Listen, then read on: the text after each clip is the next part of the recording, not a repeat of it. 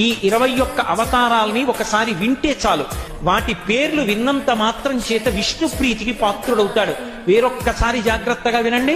మొట్టమొదట ఆదినారాయణుడు సనకసనందనాదులు, దాని తర్వాత వచ్చినటువంటిది యజ్ఞవరాహావతారం, యజ్ఞవరాహావతారం తర్వాత నారదుడు, నారదుడి తర్వాత నరనారాయణుడు, నరనారాయణుల తర్వాత వచ్చినటువంటిది కపిలావతారం, కపిలావతారం తర్వాత దత్తాత్రేయావతారం, దత్తాత్రేయావతారం తర్వాత యజ్ఞావతారం, యజ్ఞుని యొక్క అవతారం తర్వాత వృషభావతారం, వృషభావతారం తర్వాత వచ్చింది పృథుమహారాజు గారి అవతారం, పృథుమహారాజు గారి అవతారం తర్వాత వచ్చినటువంటి అవతారం మత్స్యావతారం, తర్వాత కూర్మావతారం, తర్వాత ధన్వంతరి, తర్వాత మోహిని, తర్వాత నరసింహుడు, తర్వాత వామనమూర్తి, తర్వాత పరశురాముడు, తర్వాత రాముడు, తర్వాత బలరాముడు, బలరాముడి తర్వాత కృష్ణ భగవానుడు, కృష్ణ భగవానుడి తర్వాత బుద్ధావతారం, బుద్ధావతారం తర్వాత కల్కి అవతారం.